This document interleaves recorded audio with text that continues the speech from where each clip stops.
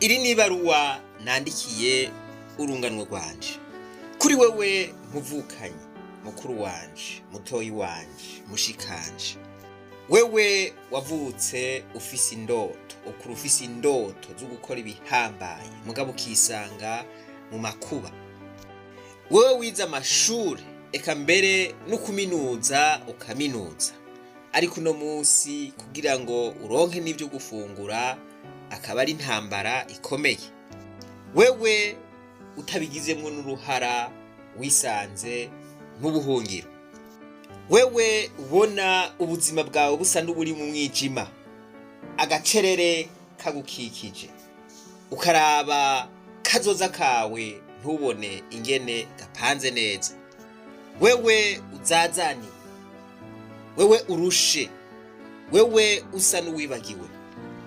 Iri baruwa ni ryawe. Yesaya igice ca 60 ku murongo wa mbere aravuga ngo haguruka ukayangane kuko umuco w'Imana wagushikiye kandi ubwiza bw'Imana mukaba bukurasiye. Reka mpere ku rugendo rwanje. Narize amashure y'intango ndayarangiza, eka na kaminuza ndayiheza. Ndangiza mfise urupapuro rw'umutsindo mu mategeko. Narinzi yuko nca nkora ibikorwa vyo gutunganiriza abantu, gatunganiriza abantu b'impahazwa. Ariko mpejeje iyo kaminuza nisanze mw'ibarabara ndiko nsunika inkorofani. Sinasunitse inkorofani ndiko ngira siporo, ahubwo nayisunitse ndiko ndondera igishobora kumbeshaho ku munsi ku munsi. Ndiko nsunika iyo nkorofani nahura n'abakobwa biga amakaminuza, hanyuma nanje ntunamika amaso. Sinunamika amaso kubera banyase, ariko kwari ukumaramara, kwari kugira isoni kubera ibikorwa nariko ndakora kandi nitwa ngo narahejeje amashuri. Sinifuza ko hari n'umwe yopfa yaramenye ahomba, kuko inzu nabamwo yari iteye isoni. Turetse nuko yari kwibarabara, ibihome vyari vyarabombaguritse, yari inzu iva, yari inzu iteye umusenyi utari mwisima, naho imbeba yacako ku ruhome umusenyi wacuhunguruka ntiyari mwisima. Eka uravye inzu yabamwo umusore nka jewe yari inzu itabereye ijisho, yari inzu benshi batokubahuka kubamwo. Murumva yuko mbantu nkaho ntashobora no kubahuka kwikubita agaserefi ngo ndakarungikira umuntu. Nabi wacu bambajije bati mbega mugabo wewe ubahe turungikira agafoto. Nariyumya canke nkababesha nkabarungikira ifoto mpagaze ahandi canke nicaye ahandi, kuko sinatweruka kubarungikira ifoto yahomba.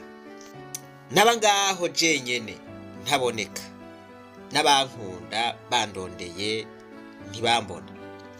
Kuvuga homba wari umuzigo ukomeye, kuko vyanyibutsa ibintu vyinshi. Naho ntabivuga igitangaje, abantu bobo murazi yuko bavuga amakuru ngo basiba kurima ntibasiba kuvuga. Abo twiganye bari bazi ahomba. Nababwiye yuko hari kwibarabara, barahaca akajyana utwara bati murabiziga wa mutipe abangaha muri iyi nzu. Mana yanje.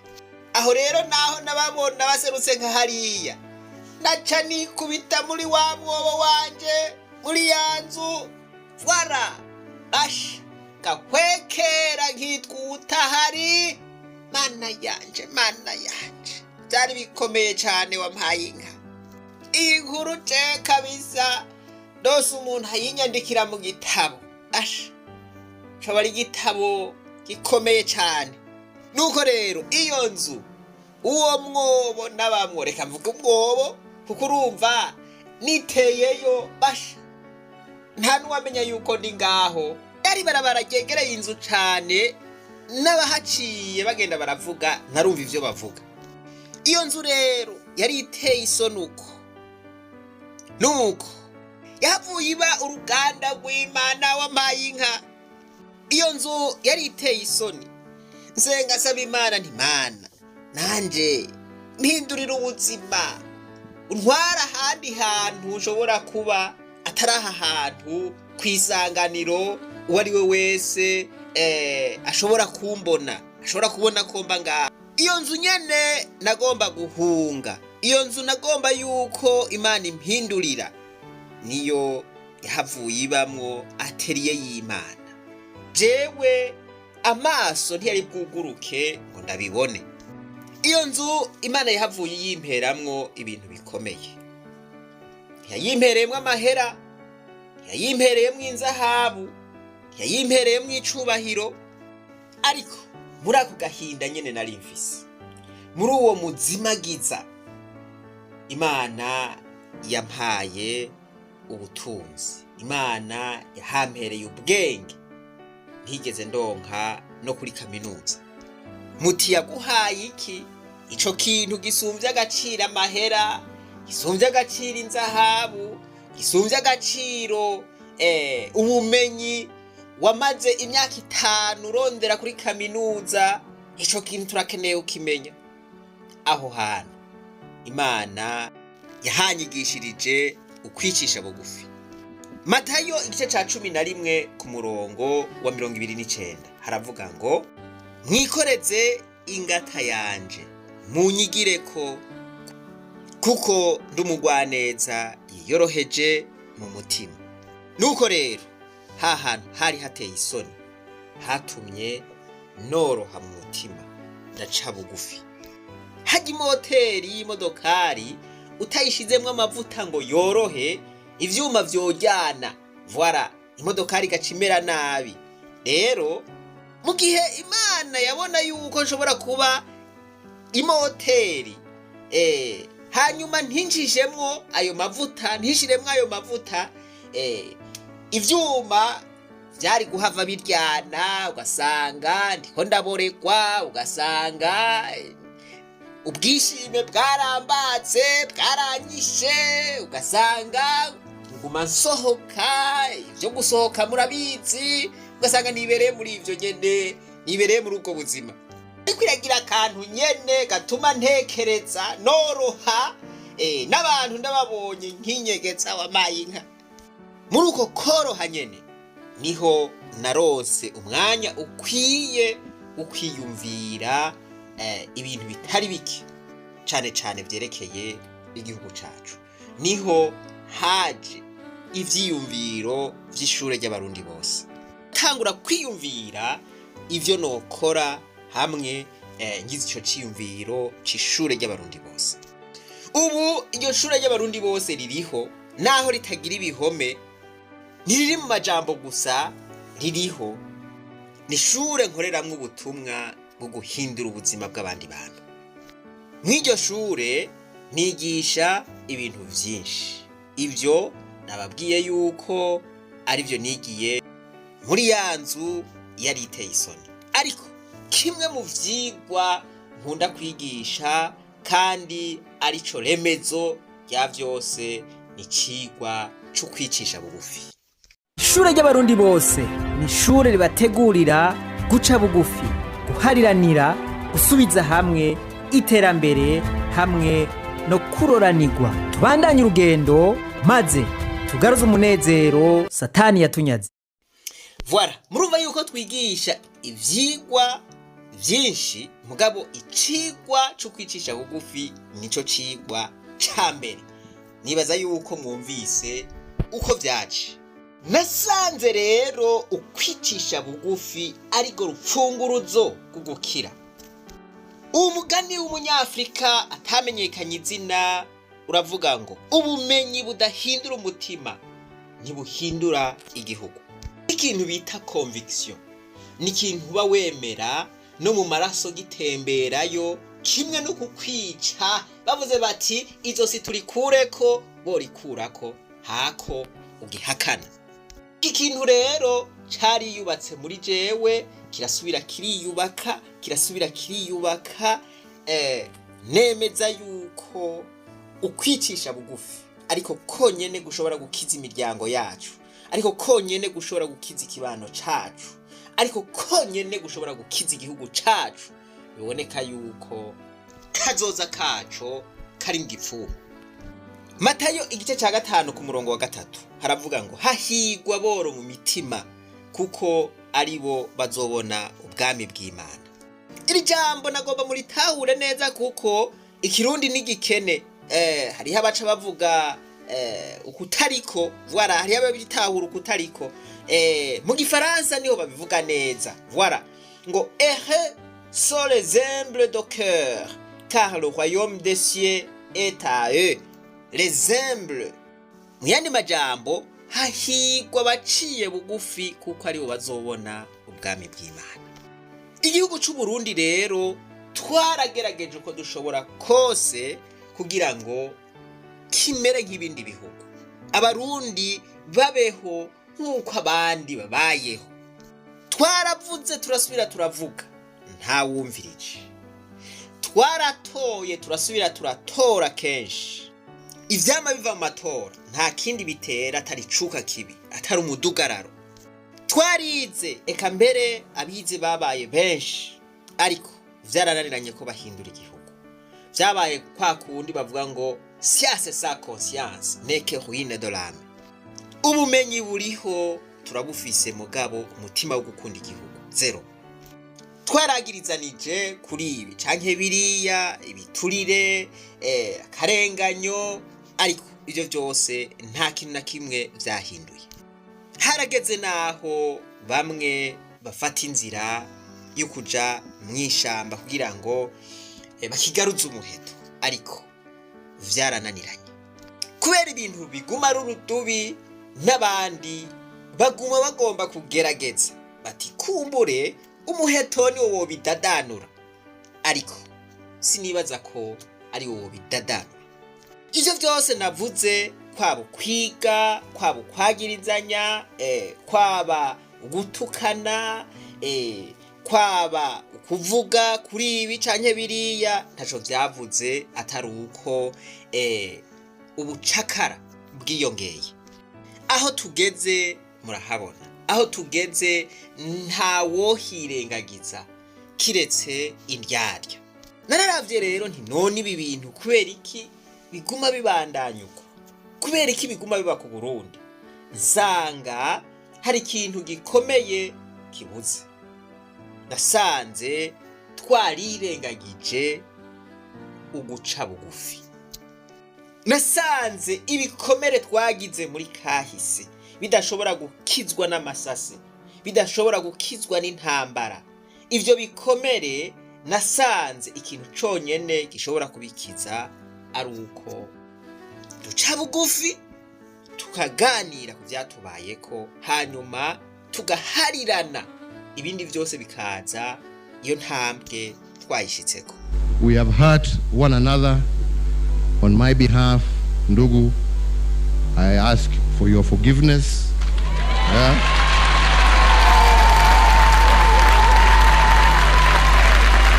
And I tender my apology.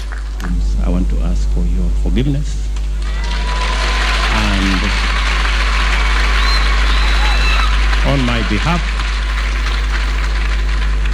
behalf, and all those behind us, I tender my apology.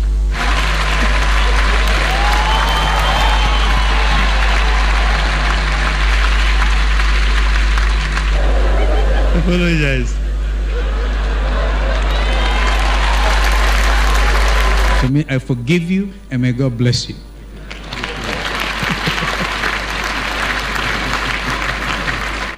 Izi ni ndongozi zo muri Kenya zari zaracanyemo. Abantu baracanamwe, abanyakenya baracanamwe, baricana, barankana. Ariko umunsi umwe baravuga bati oya, ibi bintu tubigarukirize ngaha. Barabonana, baricarana, baravugana, bati byaratugoye, bahana imbabazi. Umwe ati byarangoye, nukuri imbabarira, kandi nanje ndatanze imbabazi. Bose bagira kuko. bantu b'Imana tungana, bakuru banje, batoyi banje, n'ukuri kw'Imana ibi bintu ntimubona ko byari bihimbaye? Tuvuze ngo ishure ritegurira abarundi guharirana, nta kindi kintu twigisha atari uko twoshika kuri iyi ntambwe. Iyi ntambwe niyo bari nziza ga yemwe. Nabandikiye iri kete, iri baruwa kugira ngo twibukanye, dusubire dukarishanye, twiyumvira aho Burundi bwacu bugeze n'ukuntu twoburokora. Nta bantu bashobora guhana imbabazi ubwa mbere batabanje kumeneka imitima, batabanje guca bugufi. Guca bugufi ni intambwe ya mbere, kubabariranira ni intambwe ya kabiri, gusubiza hamwe ni intambwe ya gatatu. Ishure ry'abarundi bose ni ishure ribategurira guca bugufi, guhariranira, gusubiza hamwe, iterambere hamwe no kuroranirwa. Tubandanye urugendo maze tugaruze umunezero Satani yatunyaze. Imigani igice c'18 ku murongo wa 12 haravuga ngo, kandi ukwicisha bugufi kuzosanga imbere icubahiro. Ukwicisha bugufi kwitangira imbere icubahiro. Mu gifaransa niho bivuga neza ngo l'humilité précède la gloire. Abarundi twoba tugomba kumererwa neza, twoba tugomba icubahiro, twoba tugomba kubahwa mu makungu. Voilà, ivyo vyoshika gute? Principe z'ijambo ry'Imana zivuga yuko tubwirizwa kubanza kwicisha bugufi, hanyuma icubahiro kigakwirikira. Aka kantu kuri iri jambo mukumvirize ngo mais l'orgueil précède la chute. Twebwe rero igituma biguma biducanganira ko tugomba kugira igihushani, tugomba kugira ico cubahiro, ubwishime bwaratwishe, ubwirasi, ubwibone, ukwikunda nivyo dushira imbere gusumvya ukwicisha bugufi. None ico cubahiro coruha kikaza gute? Nico gituma kubera twirengagije ukwicisha bugufi, mubona tuguma tugira shite, tuguma dusubira inyuma, tuja mu nyenga, abantu batari bake bahunga igihugu cacu. Kubera iki? Kubera ubwishime, ubwirasi, ubwibone, kwikunda kurengeje. Iyo niyo ntanduruko y'ibibazo turimo. Kugira babiragagure babihebe, Uburundi ntibusubire kuronka ihera yinjira. None ko dukorana nabi yorobetse n'indyarya. Nama ndiko ndabibabwira, naho mutazobimbwira ndababona mu maso. Kuko bavuga ngo umuntu wese azobonekera ku camwa yama. Mushobora kuvyumva ko mumaramara imbere y'abene gihugu konka amaraso y'abene gihugu. Mwarariye, mwaranezerewe. Nibaza yuko ubu mutagirwara kwashi, tugarukana ibintu ku murongo. Nari ntimwahimvye ntuzeho miliyoni zirenga 40 ku mwaka mwibaza amadolari. Yakobo igice ca 4 ku murongo wa mbere haravuga ngo umutwe w'amajambo uravuga ngo ntiducudike n'isi. Haravuga ngo muri mwebwe intambara ziva hehe n'imitongano iva hehe?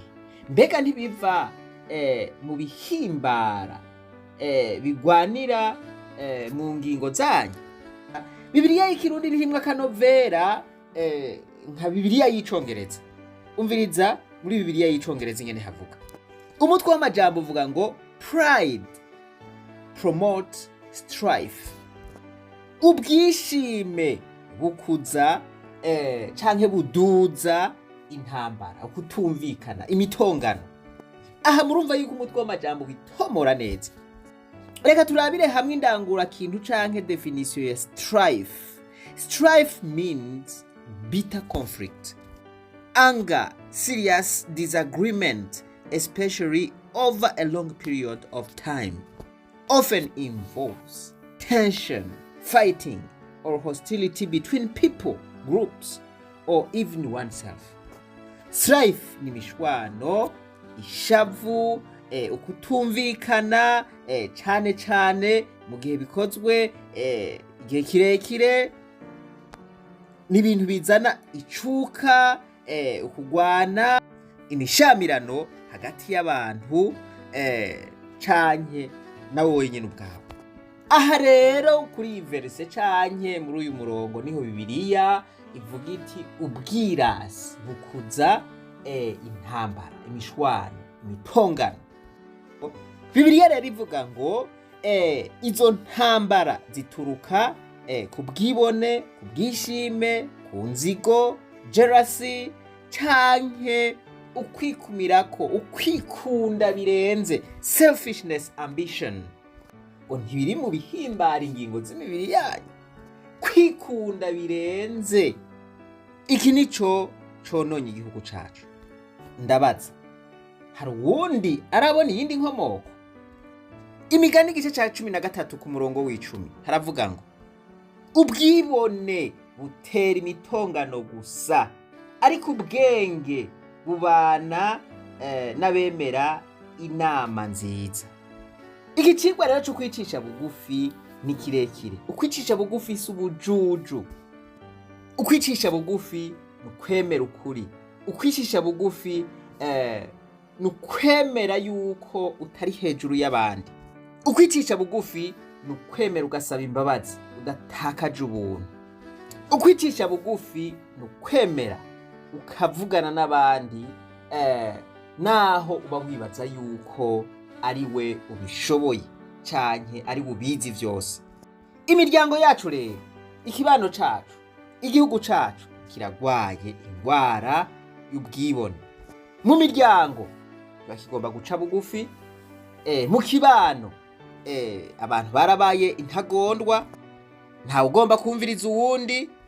Abarongozi b'igihugu cacu barakomantaje imitima gushika yaho batagomba kuganira n'abandi.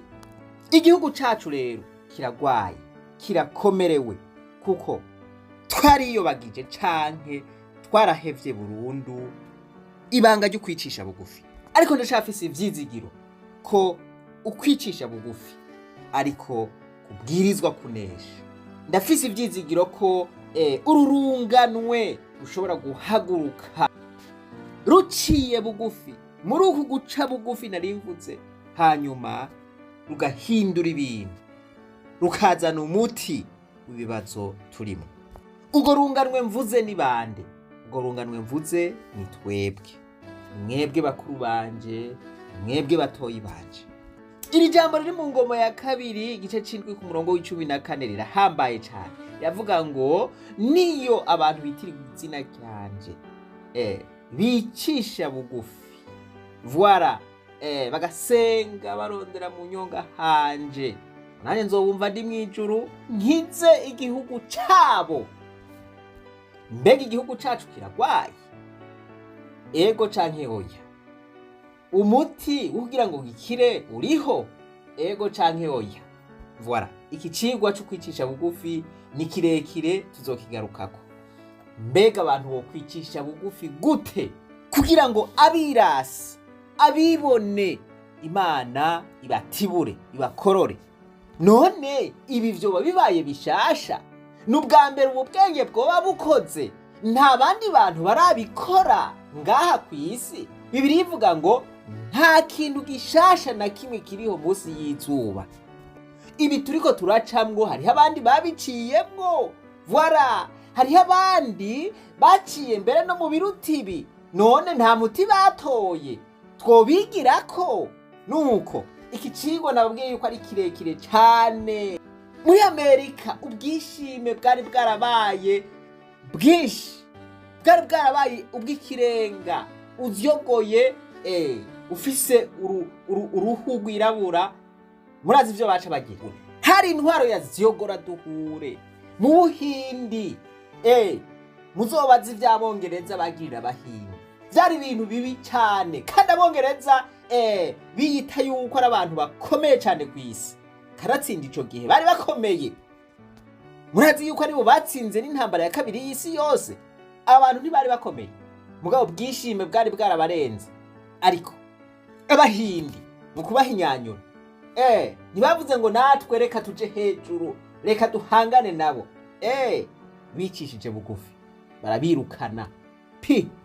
Aba bagandi na Martin Luther King bariko baravuga ku kwicisha bugufi, muribaza ko vyari bijuju? Bibiliya iriko iravuga ati ukwicisha bugufi niko guheza imitongano imishwano. Ukwicisha bugufi niwo muti. Muribaza yuko vyari bijuju vya mbere bibaho kw'isi?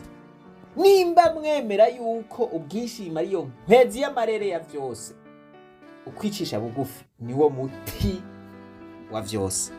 Iki cigwa tuzokigarukako, murumva yuko ari inkoramutima. Kuri mwebwe rero urunganwe rwanje, nagomba ndababwire yuko twashizeho urubuga rushasha twise Hidden Authenticity. Hidden Authenticity bisigura ukuri kunyegeje. Hari abantu babaye mu bintu abantu benshi batazi. Hari abantu babaye mu bukene, abantu bakibaza yuko atabukene buriho kandi ubukene bwarisha abantu. Hari abantu babayeho bagwaye ingwara iziri mu kubica, abantu bakibaza yuko bafise amahera yo kwivuza kandi atayo bafise. Twashizeho uru rubuga rero kugira ngo tuze turaserura uko kuri.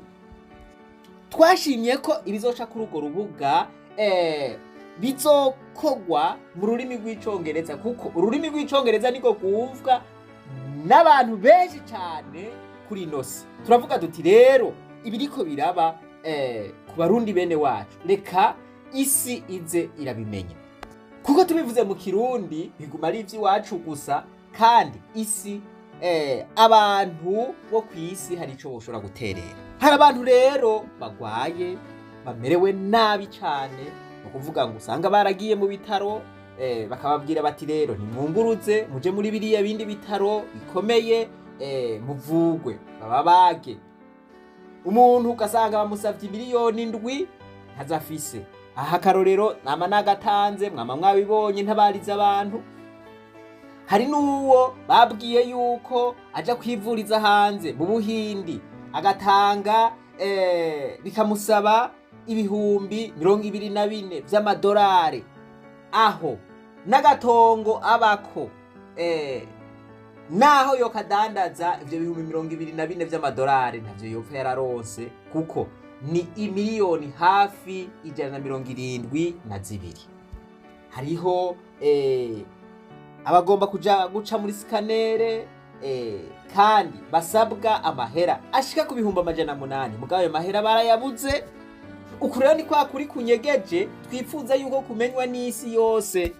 Aba bantu rero bararondeye ubufasha hose barabura, muri leta barahebura. Kino gihe rero amagara yabo aguma asinzikara, ntibagira ubwo buvuzi, ntibagira ubwo bufasha. Ni muri iyo ntumbero twavuze duti kizire ntidutegerezwa kuba abarorerezi ubuzima bw'abantu buriko burasinzikara. Tuja tuvuga duti reka dushireho uru rubuga dutabariza abantu, isi ivyumve, hanyuma twifashishije urwo rubuga turondere ubufasha, turondere amahera tubicishije mu mavideo kuri YouTube, turondere amahera y'aba bantu kugira ngo bashobore kuja kwivuza.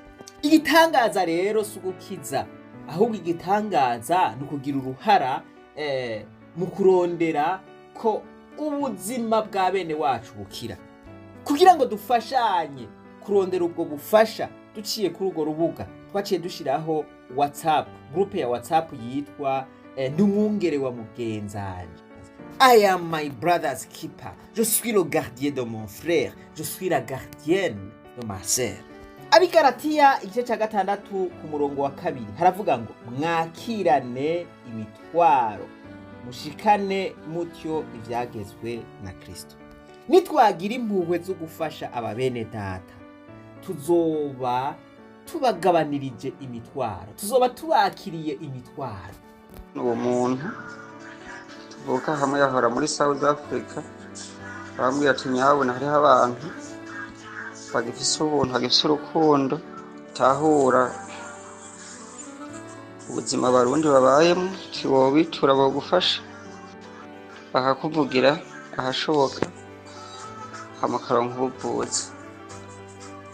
Ivyo rero nabituye nibo bampaye nimero zanyu kugira ngo murabe ko mumfasha n'ukuri, basi ntume mpfa nasamvye. Nimba ubwo buvuzi butokunda basi mugabo mbe naronse ubufasha ariko mu gihugu nabo ubuze bwabuze bwansi bose barantereranye n'abanzi umenga ntibanzi nikibazo hanini fisi. Aba bantu bagifise impuhwe, aba bantu bagifise ubuntu, aba bantu bagifise umutima w'ikigongwe, ni mwebwe runganwe rwanje, ni mwebwe nandikiye rino kete, ni mwebwe ariko aratabaza, aka kamo kariko gategwa mwebwe. Ndabasavye ntimukomantaze imitima kuri aka kamo. Si umwe, si babiri, si batatu, ni benshi bariko barabatabaza. Bacu baduca miliyoni indwi yiyoshirije gusa. Namaze mu bitaro iminsi 5 hama tere turamubwira ati amahera mugabo ntayo dufise, ati nta kundi rata amahera ahari, ati ntivyokunda agenda muyarondere. Rero niko ndatabaza ko mumfasha tukuri kunshikiriza ijukure kugira mu ntabari kuko ubuzima bwanje bugeze hatemba. Bantu b'Imana, runganwe rwanje, mwebwe bakuru banje, mwebwe tuganye imyaka, mwebwe batoyi banje, ntivyoroshe. Iyi si hariho abayibayeko n'abayikoreye. Ubu rero ikiriho dushize ingufu hamwe tukifashisha urwo rubuga tukavuga duti twaratse tugomba turondere ubufasha bw'aba bantu, tukagira vya bindi nababwira, naraberetse formule subscribe, like, hanyuma tugasanzaza aya majwi yabo kure y'isi iherera, tukavuga dutera aba bantu barapfuye, barahonye, barabuze ubuvuzi, barabuze ubufasha. Kubera iki? Kubera arabakene, kubera ari bantaho nikora. Nukuri kw'Imana gira ico mukoze kugira ngo aba bantu bashobore kwivuza, naho yoba ari umushinwa, naho yoba ari umunyamerika, naho yoba ari umuki, ndababwiye yuko yogira ico akoze. Ariko bigende gute? Bibashikire gute? Naco gituma twavuze duti dushize ingufu hamwe birashoboka yuko aya majwi muriko murumva ashobora gushikira umuntu naho yoba ari ku mpera y'isi. Ubu birashoboka avec internet. None abantu b'Imana, reka duhere kuri ibi nyene, duhere ku gufasha bagenzi bacu, duhere kugaruza umunezero wa bagenzi bacu, duhere ku kurokora ubuzima bwa bagenzi bacu. None leta yigira sindabibazwa, tubareke nyene bagende uko nyene bapfe. Ndabatumiye rero muri urwo rugamba rudasanzwe. Umuntu yokumva afise uwo mutima wo gufasha aba bantu, umuntu yokumva agomba kwifatanya natwe, turamutumiye atwandikire kuri nimero dushira ngaha kuri screen, hanyuma turamubwira ingene yifuza kuja muri group yoyijamwo, canke tumubwira ibindi yifuza gufasha mu bundi buryo abivuge naho nyene. Ariko urunani nyamukuru twifuza gukora urunani rukomeye cane, aho uru rubuga gomba kurukuza rugakura hamwe. Ikintu dushizeko n'umushinwa canke n'umuzungu ari hariya muri Amerika ashakibona, birashoboka cane. Aba bantu bariko bavuga bati dutabarize n'ukuri ijwi ryacu rishike kure. Birashoboka rero ko aya majwi yabo ashobora gushika ku mpera y'isi. Turabahaye kaze rero mu ishure ry'abarundi bose, tubashire no muri ndumwungere wa mugenzanje. Imiti ikora ikoranye kandi ngo n'imitwe ikora ikoranye. Hambavu y'ivyo turatanga n'inyigisho z'uburongozi bwiza. Twifuza gukuza canke twifuza gutegura abarongozi bafise umutima w'impuhwe, abarongozi babizigirwa, abarongozi batirengagiza akamo canke akaruru ka bene gihugu. Turi kumwe twese birashoboka, ariko ataburyarya burimo. Ukaba uri muri uru runganwe nandikiye, ukaba wifuza gukurikirana inyigisho z'uburongozi bwiza, utwandikire kuri nimero, hanyuma utangure ivyigwa vy'uburongozi bwiza mw'ishure ry'abarundi bose tubitanga ku buntu. None worekera iki kuvyiga? None ko tuguma twidoga ngo nta barongozi beza bariho, ngo baguma bagira ibi nibi, nawe ukanka kwiga uburongozi bwiza, none vyoca bigenda gute? Turaguhaye kaze rero. Reka ngaruke kuri iyi groupe ya Ndumwungere wa mugenzanje ihurikiwemwo n'abantu bagiriye impuhwe aba bantu, ihurikiwemwo n'abantu bipfuza yuko ubuzima bw'aba bantu burokoka, voilà, n'abataraba bakabafasha. Utagomba kuyijamwo kuko hariho abantu batagomba kuja mu magroupe, nibisanzwe. Wowe urashobora guca wigira kuri uru rubuga rwa Hidden Authenticity, ugire subscribe na like, hanyuma ufyonde kuri kakazogera kugira ngo uzokwame ubona ivyigwa biciyeko. Bo akamo canke abo twatabarije, hanyuma ucuraba ry'ama video ariko uyarabe kose, usubire uyarabe. Ubu urugamba turimwo n'urugamba rwo kuduza amasaha kugira ngo iyo shene YouTube yemeze ko yotangura kuja ko ama video atuma haboneka uburyo bwovuza abo bantu. Nuko rero ndabandikiye aya majambo nizera yuko muyashira ku mutima, muyafata nkama, hanyuma mugatahura yuko ari twebwe nyene dutegerezwa kuzana inyishu z'ibibazo biduhanamiye. Ntimwave murindira abandi, abo bandi ntabariho, ni twebwe nyene, ahubwo twaratebeje.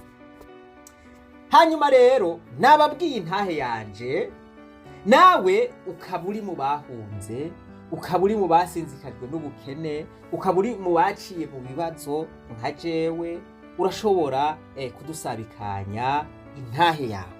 Kumbura intahe yawe yokiza imitima ya benshi. Jewe muri uko kumaramazwa n'ubuzima nari mbayemwo, Imana yaracishije bugufi umutima wanje, ariko yagomba ko nanje nzokwigisha abandi uko kwicisha bugufi. Kandi uko kwicisha bugufi nyene twabonye yuko ari wo utegerezwa kuba umuti w'ingorane dufise.